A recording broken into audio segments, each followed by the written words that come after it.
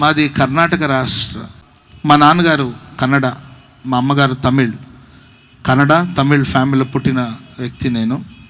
మా నాన్నగారు కన్నడ కుటుంబానికి చెందిన వాళ్ళు. భయంకరమైన విగ్రహారాధన, ప్రభుని గురించి తెలియదు వాళ్ళకి, యేసు ప్రభు గురించి తెలియదు వాళ్ళకి.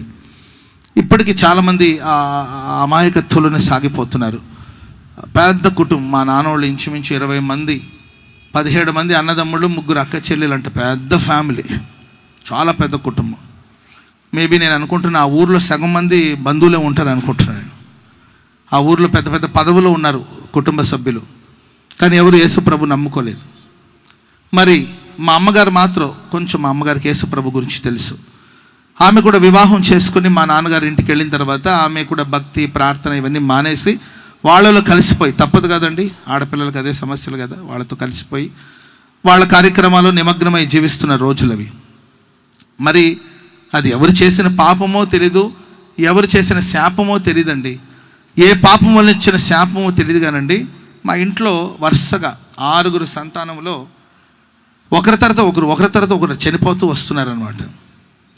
అంటే ఒకరు చనిపోతారు, ఆ తర్వాత పుట్టిన బిడ్డకి అంటే ఎవరో చెప్పారంటే మా అమ్మకు, మరి మా నాన్నకి చెప్పారు, కానీ చనిపోయిన బిడ్డ పేరు పెడితే ఆ బిడ్డ బతుకుతుందని చెప్తే మరి అలాగే వాళ్ళు నమ్మారు కాబట్టి అలా జరిగింది. ఒక అక్క చనిపోయారు, ఆ తర్వాత ఇంకొక అక్క పుట్టారు. ఆ చనిపోయిన ఆమె పేరు ఈమెకి పెడితే ఆమె బతికింది. ఆ తర్వాత ఇంకొక అమ్మాయి పుట్టిందండి, ఆ అమ్మాయి కూడా చనిపోయింది. ఆ అమ్మాయి పేరుని ఇంకొక తర్వాత పుట్టిన అమ్మాయికి పెట్టారు. అట్లా వరుసగా 6 చనిపోయారు, 3 ఉన్నారు ఇప్పటికీ. 3 చనిపోయారు, 3 మిగిలారు. ఆ తర్వాత చనిపోయే వరుస ఎవరిదంటే నాదనమాట. నెక్స్ట్ ఇక వరుసగా అంటే ఒకరి తర్వాత ఒకరు పోతారని కన్ఫామ్. అది ఒకరు బతికితే నెక్స్ట్ ఉన్నవాళ్ళు చనిపోతారు. సో నా ముందు ఉన్న అక్క బాగానే ఉన్నారు, ఆమె బాగుందండి. ఆ తర్వాత చనిపోయే వరుస వచ్చి నాది. భయంగానే ఉన్నారండి. అంతలోపు నేను గర్భంలో పడ్డాను. ఆ తర్వాత మా అమ్మ భయపడుతూనే ఉన్నారంట. భయపడినట్లుగానే హాస్పిటల్కి వెళ్తే డాక్టర్లు చెప్పారంట, గర్భంలో ఉన్న శిశువు చనిపోయింది అని చెప్పారంట.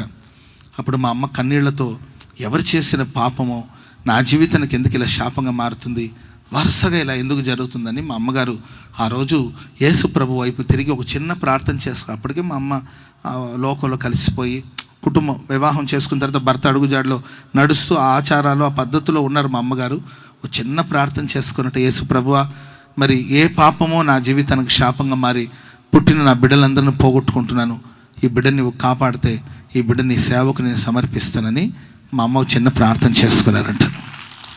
ఒక చిన్న ప్రార్థన చేసుకున్నారు. ప్రార్థన చేసుకున్న కొన్ని గంటలు, కొంత సమయం గడిచిన వెంటనే ఆల్రెడీ డాక్టర్లు, నాన్నగారు రైల్వేలో రైల్వేలో డ్రైవర్గా పనిచేస్తారు నాన్నగారు. సో మాకు railway school, railway hospital, railway quarters, మొత్తం రైల్వేలో ఉన్న వాళ్ళు తెలుసు, అదొక ప్రపంచం. సో కాబట్టి రైల్వే హాస్పిటల్లో ఉన్న డాక్టర్లు, ఫ్యామిలీ డాక్టర్స్ ఉంటారు, వాళ్ళు వచ్చి చూసి, అమ్మ బిడ్డ చనిపోయాడు, మరి వెంటనే మరి ఆపరేషన్ చేసి బిడ్డను బయటకు తీస్తే మంచిది, లేకపోతే తల్లి ప్రాణాన్ని కూడా ప్రమాదం అని చెప్పారంట. అప్పుడు మా అమ్మ ప్రార్థన చేసుకున్న ఒక 1/2 అవర్కి 45 మినిట్స్కి చనిపోయిందని డాక్టర్ చెప్పారు కదండి. ఆ బిడ్డ గర్భంలో మరలా కదలడం ప్రారంభించబడిందంట. ఆమె ఆ తర్వాత నేను పుట్టాను. చిన్నప్పటి నుండి మా అమ్మ నాకు చెప్పేది, నాన్న నువ్వు గర్భంలో ఉన్నప్పుడే చనిపోయి పాతాళానికి వెళ్ళిపోయావు, నువ్వు పాతాళానికి వెళ్ళిపోతే యేసు ప్రభు పేరు చెప్పుకొని నేను పాతాళానికి దిగి వచ్చి నేను మరలా వెనక్కి తీసుకొచ్చానని మా అమ్మ చెప్పేది. హల్లెలూయా. నువ్వు సేవ చేయాలరా అని మా అమ్మగారు ఎప్పుడు చెప్పేది. అంటే తెలీదు ఆవిడ కూడా, అంటే పెద్ద అంత దైవభక్తి ఏం కాదు, యేసు ప్రభుని గురించిన మిడిమిడి జ్ఞానం. నువ్వు దేవుని సేవ చేయాలనేది, కానీ ఎలా చేయాలి అవన్నీ ఆమెకు పెద్దగా తెలీదు. నన్ను ఒక చర్చికి తీసుకెళ్ళి మా అమ్మగారు బాప్తిజం ఇప్పించారు. మా ఫ్యామిలీ వాళ్ళందరూ కూడా మా నాన్న ఆచారాలు, మా నాన్నగారి పద్ధతులు, అంత ఫ్యామిలీ అంతా అలా ఉండేవాళ్ళు. నన్ను మాత్రం మా అమ్మ, నన్ను మా అక్క, ఒక అక్క ఉంటారు, మా ఇద్దరిని తీసుకెళ్ళి ఒక చర్చిలో మా ఇద్దరికి బాప్తిజాలు ఇప్పించి మా అమ్మ చెప్పేది, వాళ్ళు ఎట్ట పోయినా పర్వాలేదురా, నీవు మాత్రం చర్చికి వెళ్ళి నీవు ఒక దైవ సేవకుడిగా మారాలి, ఒక ఫాదర్గా మారాలి లేవు అని మా అమ్మ చెప్పేది. చిన్నప్పుడు మాకేం తెలుస్తుందండి, చిన్న వయసులో నాకు చిన్న వయసులో తీసుకెళ్ళి అక్కడ ఆ చర్చిలో నాకు అబ్రహాం అని పేరు పెట్టారు. స్తోత్రం చెప్పండి అది గట్టిగా. అబ్రహాం అనే పేరుకి అర్థం ఏంటో కూడా నాకు తెలీదు. అప్పుడు నాకు కొంచెం తెలివి వచ్చిన తర్వాత నేను అడిగాను, అబ్రహాం అంటే ఏంటి, ఎవరు అని అడిగితే, అబ్రహాం అంటే చాలా గొప్పవాడు అంట. ఎవరంటండి?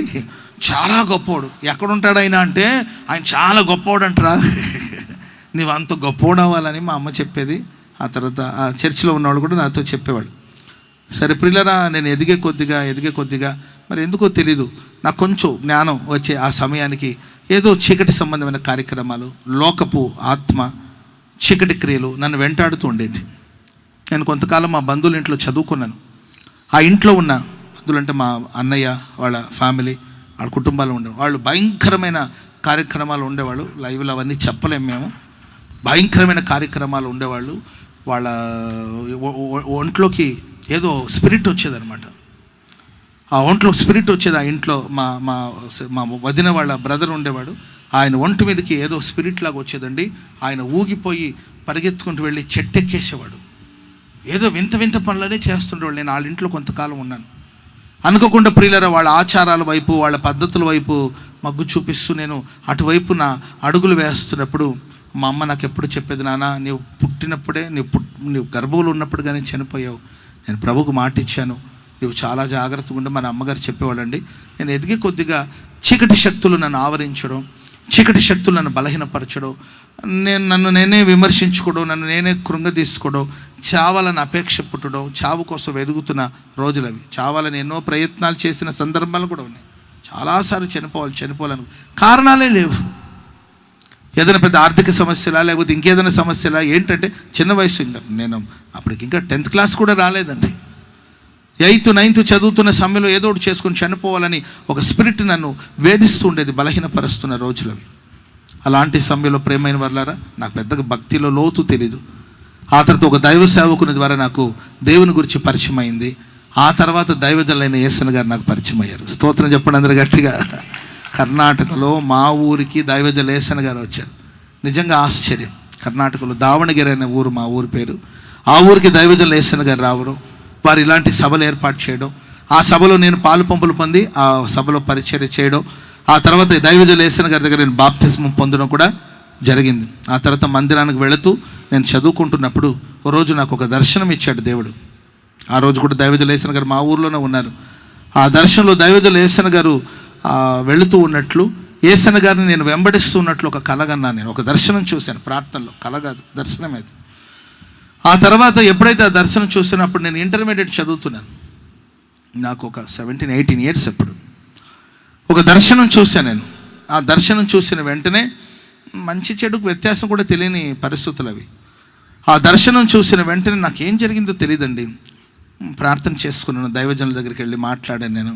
అప్పుడు ఆయన అన్నారు, అంటే నాకు అప్పుడు తెలుగు కూడా రాదు, నీ కన్నడ పిల్లోడు కదా నాన్న, అక్కడికి వచ్చి నువ్వేం చేస్తావు అని ఆయన నాకు ఏదో సలహాలు చెప్పారు. నేనేమో ప్రార్థన చేసుకున్నాను. ఆ తర్వాత పట్టు విడవకుండా యేసన్న గారు నేను అడిగాను. అప్పుడు యేసన్న గారు, సరే నాన్న మరి సేవ చేసేది అయితే ఎప్పుడు వస్తావు అన్నారు. రేపే వస్తానన్నాను. చిన్నతనం కాదండి, ఓవరు తెలీదు కదండి. సేవ అంటే తెలీదు, పరిచయం అంటే తెలీదు, బైబిల్ గురించి జ్ఞానం లేదు, ప్రార్థనల గురించి లోతైన అనుభవం లేదు. ఏదో యేసుప్రభు నమ్ముకున్నాను. ఎక్కడ ఆంధ్రప్రదేశ్, ఎక్కడ కర్ణాటక, భాష కూడా రాదు. భాష రాని దేశంలో నేనేం చేస్తాను ఏమీ ఆలోచించలేదు. ప్రభు నాకు ఒక దర్శనం చూపించాడు. ఆ దర్శనానికి విధేయతను చూపించి నేను బయలుదేరానండి. కుటుంబంలో చాలా ఆటంకాలు వచ్చినాయి, ఎన్నో నచ్చ చెప్పారు. మా అమ్మ చెప్పింది, ఏరా నువ్వు సేవ చేయమన్నాను కానీ దేశాన్ని వదిలేసి, రాష్ట్రాల్లో వదిలేసి వెళ్ళిపోతావని అనుకోలేదురా బాబు. నీకు అంత సేవ చేయాలని ఆశగా ఉంటే చెప్పు, మన ఊర్లోనే ఒక చిన్న గుడి కడదాం, మన ఊర్లోనే ఒక చర్చ్ కడదాం. మన బంధువులందరూ కలిసి 70 మంది అవుతారు. ఎంతమంది అవుతారు? 70 మంది అవుతారు. ఆ కళ్ళు ముందు ఉంటావు కదా, ఎక్కడికో వెళ్ళిపోతానంట. లేదు, దేవుడు నాకు దర్శనం ఇచ్చాడు. నాకు అప్పుడు సరిగ్గా 18 సంవత్సరాల వయసు. ఆ వయసులో ప్రియులారా, దేవుని వాక్యాన్ని చేతపట్టుకుని, బైబిల్ని చేతపట్టుకుని నేను కర్ణాటక రాష్ట్రాన్ని, నా తల్లిదండ్రుల్ని, నా కుటుంబ సభ్యుల్ని, రక్త సంబంధికుల్ని, మా ఊరిని విడిచిపెట్టి ఒంటరిగా బయలుదేరాను. యేసన్న గారు చెప్పారు రమ్మని, బయలుదేరి వచ్చానండి. వస్తున్నప్పుడు మా ప్రాంతపు సరిహద్దులు దాటుతున్నప్పుడు నాకు పెద్దగా ఏడుపు వచ్చింది. అరే వెళ్ళిపోతున్నాను ఏంటి ఒంటరిగా, ఏం జరుగుతుంది నా లైఫ్లో? నిజంగా దేవుడు పిలిస్తేనే వెళుతున్నానా, లేకపోతే నా సొంత ఆత్మలో తీవ్రత గలవాడై నేను బయలుదేరుతున్నానా? నా భవిష్యత్తు ఏంటి, ఫ్యూచర్ ఏంటి, ఎడ్యుకేషన్ ఏంటి, చదువు ఏంటి, అన్నిట్లో వదిలేసి వెళ్ళిపోతున్నాను. మళ్ళీ తిరిగి వస్తానా, తిరిగి రానా, ఏం జరుగుతుందో కూడా తెలియదు. ఒక 18 సంవత్సరాల వయసున్న ఒక యవనస్తుని జీవితాల్లో ఎన్ని ఆలోచనలు మనసులో వచ్చి ఉండదో ఆలోచించాలి ప్రియులారా. అలా ఒంటరిగా నేను బయలుదేరి వచ్చానండి. ఇక్కడికి వస్తే భాష రాదు, ఇక్కడ పరిస్థితులు అర్థం కాదు, ఎన్నో పోరాటాలు ఎదుర్కోవాల్సిన పరిస్థితి వచ్చింది. కానీ నా ఆత్మీయ తండ్రి అయిన దైవజుల యేసన్న గారు, ఆ రోజులో ఉన్న దైవ సేవకురాలు మేరక్క గారు ప్రేమ అభిమానం చూపించారు, అనేక విషయాలు నేర్పించారు, నన్ను ధైర్యపరిచారు. నేను అధైర్యపడిన ప్రతిసారి నన్ను ధైర్యపరుస్తూ వచ్చారు, నాకు ప్రోత్సాహాన్ని అందిస్తూ వచ్చారు.